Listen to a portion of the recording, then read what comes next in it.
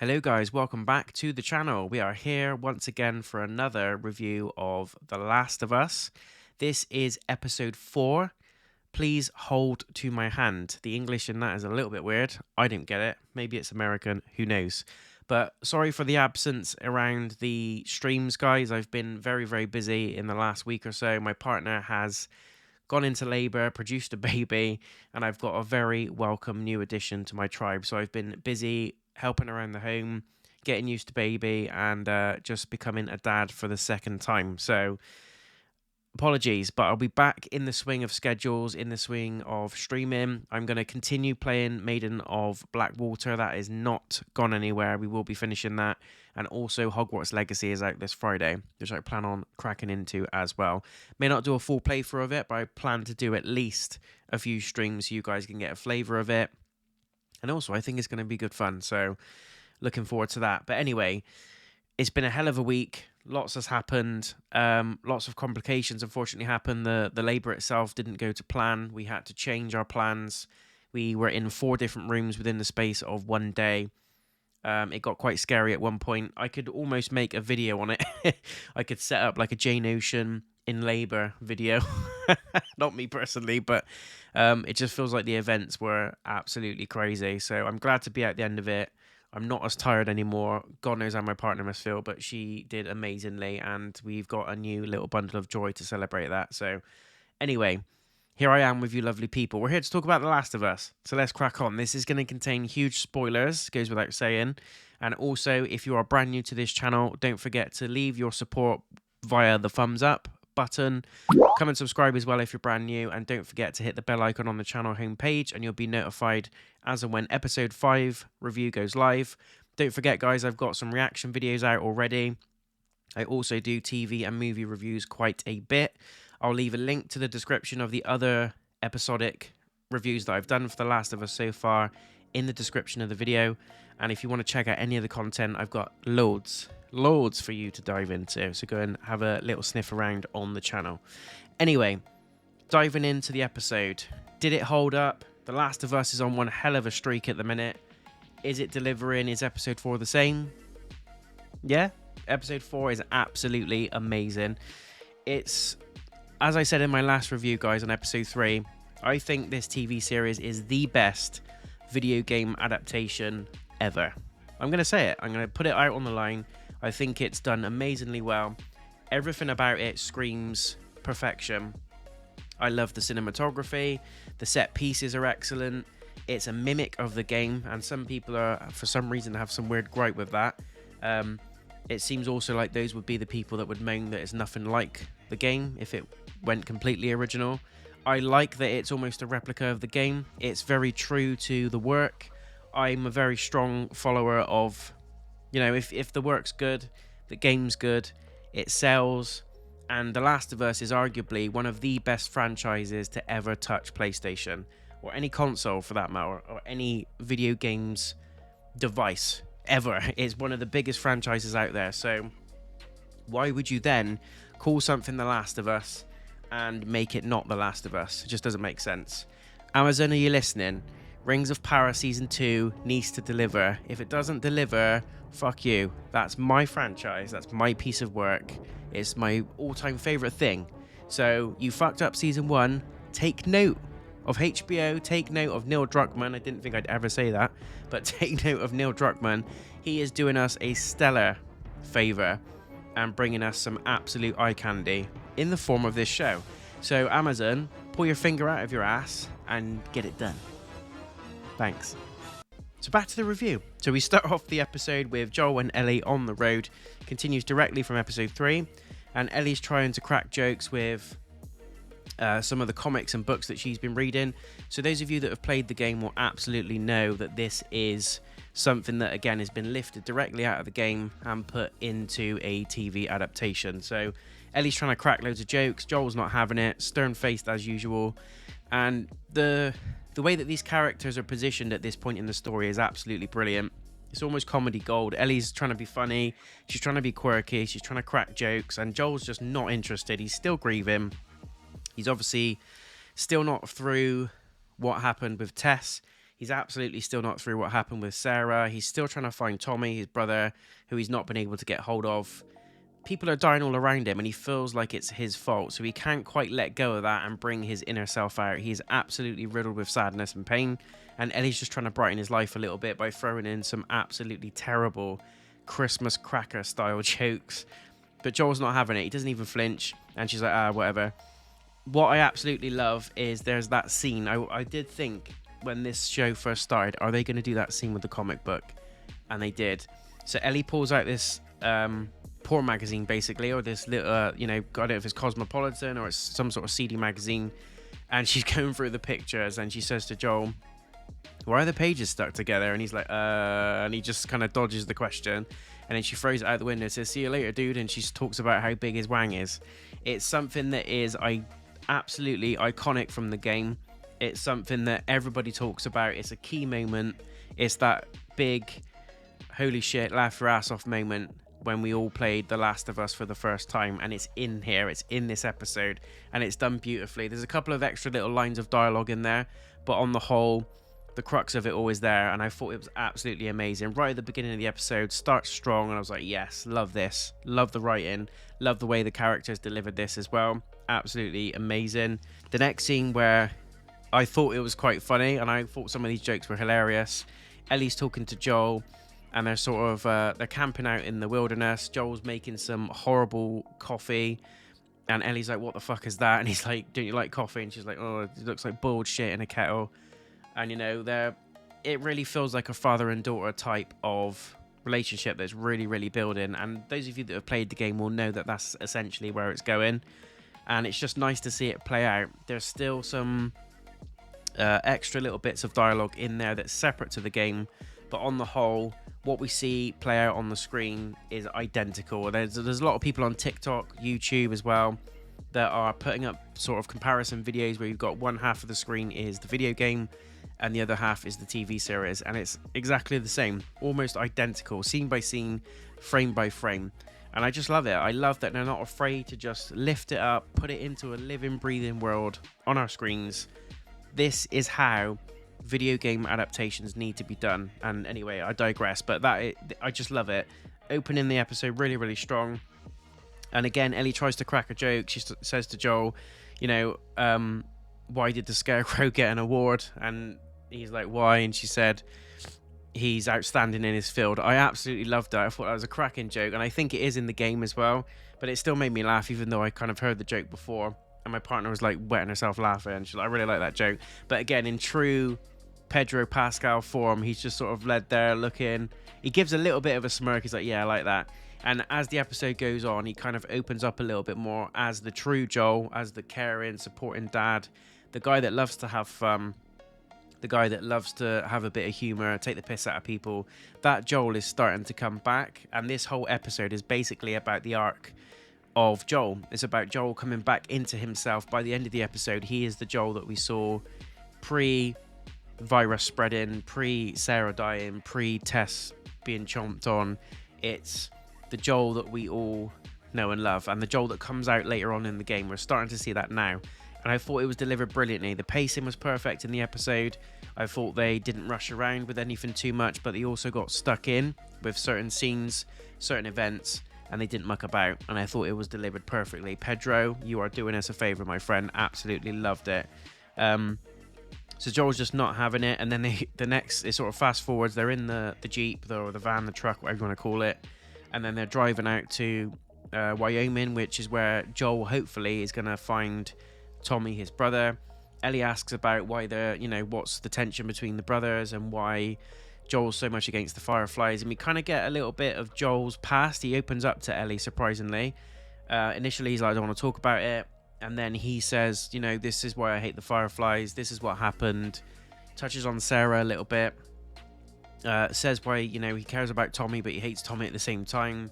And it just opens up a little bit to Ellie, and Ellie's really appreciative. She kind of looks at him and is like, holy shit, this guy's actually telling the truth. He's actually being open to me. He's being honest. And he's actually got a shady, dark, and painful past. And you can see the sort of reflection of respect on Ellie's face. And that's kind of what happens throughout the whole episode. It happens to Joel, and it happens to Ellie as well. There's a bit in the episode where Ellie talks about killing for the first time, which happened later on. We'll touch on it, what happens in the scene, but she basically says, you know, killing for the first time, you never forget it. And Joel's like, I'm sorry you had to do that, it was my fault, I shouldn't have been reckless. And then she opens up to him and says, actually, that wasn't my first time, it hurt, and you know, this is what I did, this is what happened. And then she reflects back onto Joel. So the relationship is really booming, and it's nice to see them sort of coming into the Joel and Ellie that we see at the end of the game. It's being written beautifully into the series. And I think in episode 2, even the end of episode 1's review, I said the most exciting thing for me, yes, the clickers are great, can't wait to see the bloaters, they've done the stalkers really well, love the CGI, love the set pieces, love the, you know, the scenes and the dialogue. But I think for me, it's that relationship between Pedro and Bella, and just how they're booming as characters and how they're replicating what's happening in the game. I don't want to go into like an analytical, oh yes, ABC, like let's talk about it, but I just think it's amazing. I think it's about time that we get something that's worthy of a TV series adaptation. I think they've done it amazingly. I think it's the best adaptation out there for a video game, movie, or TV series regardless, and it's just going to continue to get better, hopefully. And I gotta tell you, it was perfect. Perfect. Everything, down to the last minute details. We then cut forward where it happens in the game. They are in the truck and they try to go off a slip road on the freeway / motorway, whichever part of the world you're from. And they're trying to get off to go toward Wyoming, and they can't. Everything's blocked by cars, and Joel's kind of like, okay, let's just take a detour. We're going to go off this way. And they take the long way off of the slip road.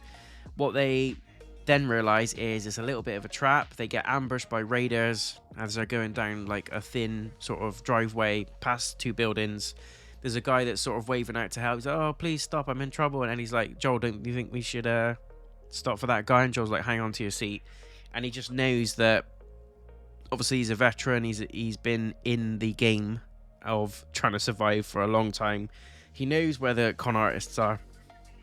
He knows where to spot a raider, where to spot a firefly, and where to spot someone that's having him on from a mile away, thankfully. So he floors it, absolutely tries to bonnet the guy, goes past, and then there's someone that's up in, I think, like the fire exit at the side of the building, who sees what's going on, part of the same group, and he chucks down, I think, like a massive brick or a piece of stone or rubble, and it smashes the windscreen. It ultimately causes Joel and Ellie to crash. They get out of the car. They also go over sort of like a what they call a spike, which is basically the police forces use it, where they lie sort of like a line of spikes in a pattern, and then as the tire goes over it, it causes a slow puncture, ultimately leading to the person getting out of the car, all that kind of jazz. So the car is fooked, basically. The car is absolutely fooked, written off, no MOT, no claim on the insurance. So they dive out of the car, they duck into a building, and they're getting shot at from these raiders. So the raiders follow them into the building, and this is what you see here. I'm trying to do it the right side of the camera. This is the screen you see here, and it's where they're trying to hide. They take cover behind a car. They're still being shot at. Ellie's absolutely terrified. Joel sees that she's scared, and he says, look, stay low, crawl across, get yourself to that garbage chute, get out of here, and you'll be fine. And Ellie's like, no, I can't do it. And Joel kind of does the whole reassuring dad speech. You're going to be fine. Be brave. Just stay low, stay focused, and just go for it. So she ultimately does. She makes it to the garbage chute. She shoots down there. Joel does a little bit of a Rambo-style clearing of house, John Wick in the jungle type of move. He uppercuts a guy, takes another guy out. He, just clears house, Joel style, basically. Then there's a little bit of an issue. So Ellie is in another section of the building on the opposite side of the wall. Just as Joel's about to crawl through, one final guy jumps on Joel. He's got like a sawn-off shotgun, tackles Joel to the floor. There's a bit of a scuffle. Ellie overhears it. She goes back through the hole in the wall, sees that Joel's actually pins to the floor with the shotgun. He's got the barrel across his neck, and the guy's choking him, and he's saying, you're going to die, you piece of shit, da-da-da. So at this point, Ellie pulls out the gun that she took from the last episode from Bill's house, and she shoots the guy with it, ultimately saving Joel's life. Joel kind of looks at Ellie as if to say, where the fuck did you get that gun from? But then ultimately realizes that she's just saved his ass. So sometimes he is wrong. Sometimes he needs to step back and actually accept that he's not always right. And sometimes Ellie's going to have to do what she has to do, even though she's a kid. Joel's sort of battling between being a dad, protecting her. Of course, he doesn't want her to have a gun, but ultimately they're in a different situation now. The virus is everywhere. There's loads of weird creatures. There's raiders, there's pillagers, all sorts of criminals and asswipes out there. So he kind of gives her the look that actually you did good. You know, you used the gun, you didn't hurt me, you got rid of the guy. So then he realizes that Ellie could be useful. She can look after herself to a degree. She's not ultimately a kid, although he wants to treat her like one, because he's obviously trying to fill that hole and that gap of Sarah passing. So that is that. Ellie saves Joel's ass, and the kid who Ellie shot is kind of like, oh, please don't finish me off. He's not quite dead yet.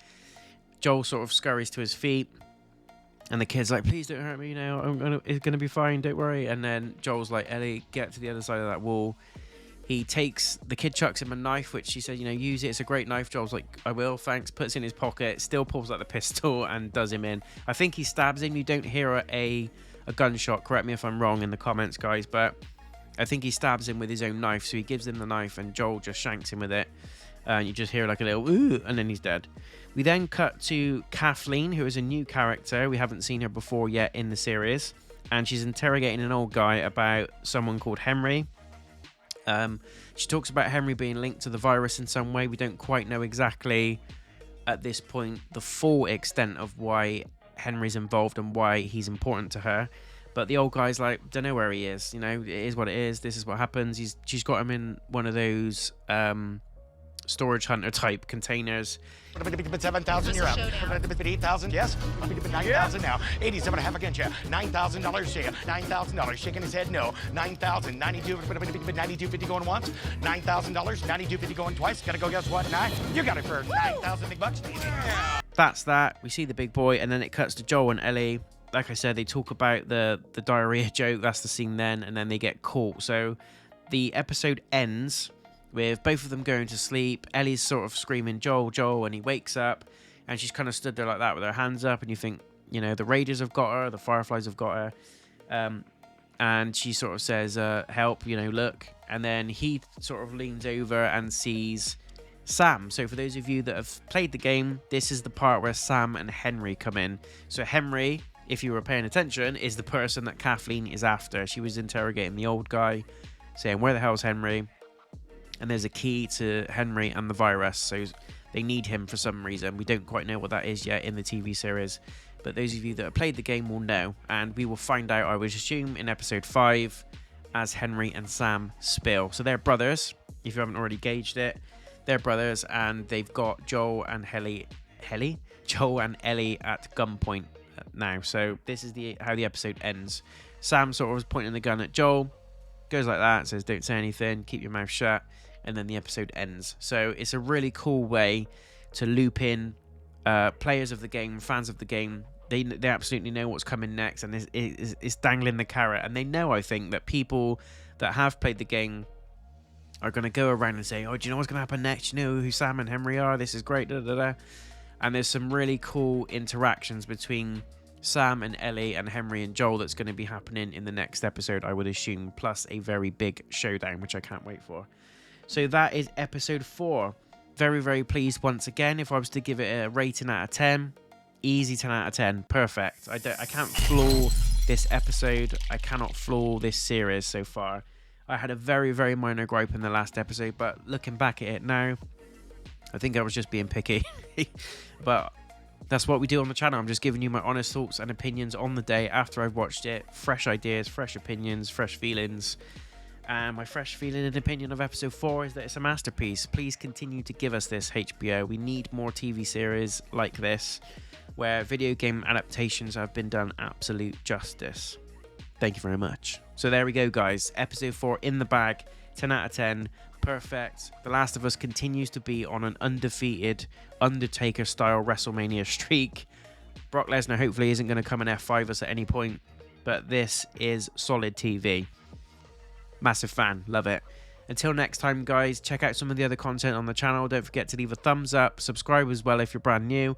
I will see you next week, and I will see you in the meantime for other different detailed content. More games, more playthroughs, more previews, more of this TV and movie review stuff coming as well, plus short videos, plus all the other jazz that we do on the channel. There's lots coming. Stay tuned, you don't want to miss it. Until next time, until next week, I'll see you in the next video or stream. Take care, guys. Peace.